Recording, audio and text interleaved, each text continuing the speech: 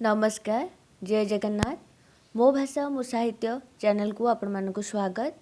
आज आम +2 second year MIL रो पाठ्यपुस्तक अनुजाई ओडिया व्याकरण रो समचारित शब्द आलोचना करिबा। प्रथमे आम जानिबा समचारित शब्द कौन बा काहाकू कुहा जाई थाए। भाषारे जो शब्दगुड़िक एकापरी उच्चारित हेले मध्य विभिन्न अर्थ प्रकाश करती से गुड़िक समचारित शब्द कुहाଯାଇଥାଏ। अन्य अर्थरे कहले एही शब्दगुड़िक समान प्रकार ध्वनि प्रकाश करती मात्र सेमानकर अर्थ समान न होई भिन्न भिन्न होइଥାଏ, जहाँ आम उदाहरण माध्यम बुझी नेबा। ताहले आम आरंभ करिबा। अंश आउ अंश। प्रथम अंश होची तालबेश्य एवं द्वितीय अंश होची कि दंतस, किंतु उच्चारण दुईटा जाक कौन आसुची समान आसुची अंश अंश। तेणु गोटे अंश अर्थात तालबेश्य जो अंश अच्छी तार अर्थ होची कि भाग एवं दंतस जो अंश अच्छी तार अर्थ होची कि कांध। अर्थात शब्द है समान किंतु तार अर्थ है भिन्न, तेणु यह होची कि समचारित शब्द। सेहीपरि अनिल माने पवन आउ गोटे अनिल माने जहा नील नुहे। अर्थात अनिल माने हर्षी अच्छी तेणु तार अर्थ होची कि पवन एवं आउ गोटे अनिल जेहेतु कि दीर्घ अच्छी तेणु तार अर्थ होची कि जहा नील नुहे। तापर आसला असन, जेहेतु कि दंतस लगी तेणु तार अर्थ होची कि क्षपण। आउ गोटे असन जेहेतु कि तालबेश्य लगी तेणु तार अर्थ होची कि भोजन। सेहीपरि असी, गोटे असी रे दंतस लगी तेणु तार अर्थ होची कि खंडा बा खड्ग। किंतु द्वितीय असी जेहेतु कि तालबेश्य दीर्घ ही लगी तेणु तार अर्थ होची कि संख्या विशेष, जहाँ आम असी बोली कहू। सेहीपरि असुर आउ असुर। प्रथम असुर रे दंतस हर्ष एवं द्वितीय असुर रे तालबेश्य एवं दीर्घ। प्रथम असुरर अर्थ होची कि दानव एवं द्वितीय असुरर अर्थ होची कि भीरु। सेहीपरि आसला अबीर, बरे हर्षई लगी तेणु से अबीर अर्थ होची फगु, किंतु आउ गोटे अबीर अर्थात बरे जो दीर्घ ही लगी तार अर्थ होची कि जीए वीर नुहे, अर्थात सी होची भीरु। सेहीपरि अलिक। प्रथम अलिकरे हर्षई लगी तेणु तार अर्थ होची कि ललाट देश एवं द्वितीय अलिकरे दीर्घ ही लगी तेणु तार अर्थ होची कि मिथ्या। सेहीपरि आभास। आभास रे दंतस लगी तार अर्थ होची कि सूचना इंगित, अर्थात आभास दिगला, किंतु एटार कौन है ना मूर्धन्य लगी आभास रे तार अर्थ होची कि भाषण। सेहीपरि आयत। आयत माने प्रसारित, गोटे अर्थरे गला प्रसारित छोट तो अच्छी, किंतु आउ गोटे आयत्त जोड़े बड़ तो लगी तार अर्थ होची कि नियंत्रित बा वशीभूत बा अधीन करवा। तापर आसला ईश। ईश्वर प्रथमे जो शड़ा व्यवहार होची सी होची कौन ना तालबेश्य, तेणु तार अर्थ होची कि ईश्वर अर्थ होची ईश्वर बा प्रभु। सेहीपरि ईश मूर्धन्य लगी तेणु ईश्वर अर्थ होची कि लंगल दंड। सेहीपरि काली, जेहेतु कि लरे हर्षईकार लगी तेणु ताहा होची कि कला रंग एवं द्वितीय काली रे दीर्घ ही लगी तेणु ताहा होचंदी कि देवी। तापर आसला काश। काश रे जेहेतु कि तालबेश्य लगी तेणु तार अर्थ होची कि धला फूल युक्त तृण, अर्थात काशतंडी फूल। किंतु दंतस काश रे कौन ना स्वास्थ्यतंत्र एक रोग, जहाँ आम खास बोली कहू। तापर आसला कूल।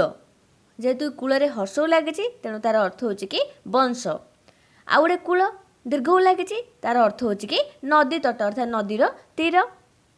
तापर आसला कूट। कूट रे हर्ष लगी जार अर्थ होची कि पर्वत शृंग बा दुर्ग, किंतु कूटरे दीर्घ लगी जार अर्थ होची कि माया बा कपट। सेहीपरि कुजन। कुजन रे प्रथम कुजन रे हर्ष लगी तार अर्थ होची कुजन माने मंद लोक, सुजन माने भल लोक। सेहीपरि आउ गोटे कुजन दीर्घ लगी आउ गोटे कुजनर अर्थ होची कि पक्षीर काकली बा पक्षीर राब। तापर आसला केसर। केसर प्रथम केसर रे कौन लगी ना तालबेश्य लगी तेणु पुष्प मध्यस्थ केश सदृश अंश ताकू कह जाए केसर। किंतु आउ द्वितीय केसर रे कौन लगी दंतस लगी तार अर्थ होची सिंह बा घोड़ा बेकर केश गुच्छ। तापर आसला कोटि कोटि रे हर्षई लगी अर्थात संख्या विशेष कोटिए संख्या से हीपरी कोटि रे दीर्घई लगिले से हूँ कि अग्रभाग बा शीर्ष। से हीपरी कोश प्रथम कोश रे तालव्यस्य लगी तेणु ताहा हूँ कि 2 माइल। द्वितीय कोश रे मूर्धन्यस लगी तेणु तार अर्थ हूँ कि अभिधान ग्रंथ बा भंडार। से हीपरी कृति कृति माने तरे हर्षई लगी तेणु ताहा हूँ कि सफल कार्य जीव एवं कृति दीर्घई लगिले ताहा दक्षरे जीव। सेहीपरि गाढ़ गाढ़ माने गात एवं गाध माने दृढ़ बा निबिड़। गिरीश रे हर्षई लगी तेणु गिरीशर अर्थ हूँ कि शिव किंतु गिरीश दीर्घई लगी रे ताहा हूँ कि पर्वत श्रेष्ठ। सेहीपरि गुणी रे हर्षई लगी गुणी अर्थात हूँ तंत्र विद्या। पुणी से हीपरी गुणी दीर्घई लगी गुणी रे तार अर्थ हूँ कि गुणवान। चिर चरे हर्षई लगी चिरर अर्थ हूँ सबुदिन नहले गाईर चिर किंतु आउ गोटे चिर रे दीर्घई लगी जार अर्थ हूँ कि छिंडा वस्त्र। चूड़ा चरे हर्षऊ लगी चूड़ा हूँ कौन एक प्रकार खाद्य जहाँ आम खाई था। आउ गोटे चूड़ा दीर्घऊ लगी तार अर्थ हूँ मंदिर अग्रभाग बा शीर्ष देश। से आसला जब जबर गोटे अर्थ हूँ कि बेग आ गोटे जबर अर्थ हूँ कि ज धान एठी ज अलगा एठी मध्य ज अलगा। सेहीपरि जमक जमकर अर्थात गोटे हूँ आडंबर आ गोटे जमक हूँ एक अलंकार जहाँ आम शब्द अलंकार बोली कहू। तापर आसला जाग जाग माने जाग्रत हेबा आ गोटे जाग माने यज्ञ जर भिन्नता आसुची। सेहीपरि जात जात माने गोटे अर्थ जीव जन्म होइथिबा आ गोटे जात अर्थात होची यात्रा बा उत्सव। सेहीपरि जुई जुई माने चिता नल आ गोटे जुई माने एक जातीय फूल जुई जाई आमे जो कहूचे। सेहीपरि तरणी रे हर्षई लगी तेणु तरणीर अर्थ होची कि सूर्य किंतु तरणी रे जदि दीर्घई लागिला तार अर्थ होची कि नौका। दिन दरे हर्षई लगिला दिन माने दिवस किंतु दर जदि दीर्घई लगिकी दिन होला तार अर्थ होची कि दरिद्र। सेहीपरि द्वीप द्वीपरे हर्षई लगी तेणु तार अर्थ होची कि हाथी किंतु जदि द्वीपरे दीर्घई लागिला तार अर्थ होची चारिपटे जल थिबा स्थल भाग। तापरे नाश जेहेतु कि तालव्यस्य लगी तेणु तार अर्थ होची कि ध्वंस किंतु जदि दंतस लगिला नाशरे तेबे तार अर्थ होची धुआंपत्र चूर्ण। तापरे नीति नीति अर्थात आम समझ जानते प्रतिदिन किंतु जदि न दीर्घई लगी नीति हो गला ताहले आम जो नियम को बुझाए। निधन न हर्षई लगिला निधन माने मृत्यु बा हत्या। जदि निर्धन बड़ धरे रेफ लगी निर्धन है तार अर्थ होची कि जे धनी नुहे गरीब धन शून्य। तापर आसला निबार निबार अर्थात होची बारण जेहेतु कि हर्षई लगी किंतु निबार रे जदि दीर्घई लागिला ताहा होची कि तृणधान्य विशेष्य। तापर आसला पट पट अर्थात सानट अच्छी तेणु तार अर्थ होची कि वस्त्र बा परदा किंतु पट जोड़ी बड़ट आसला हारी तार अर्थ होची कि श्रेष्ठ। तापर आसला परस्व ये कौन है दंतस्वरे ब फला लगी तेणु तार अर्थ होची कि परधन परस्व माने परधन किंतु ये जेहेतु कि परस्वरे तालव्यस्वरे प फला लगी तेणु तार अर्थ होची कि पर दिन। तापर परी रे हर्षई लगी ता कौन कह जाए भली बा तुल्य माने जन को तुलना करागला। सेहीपरि परी दीर्घई लागिला ता अर्थ होची कि अप्सरा। पुर पर हर्षऊ लगी तार अर्थ होची ग्राम नगर बा गृह किंतु पर जदि दीर्घ लगिकी रहला पुर ता होची कि पिठार पुर।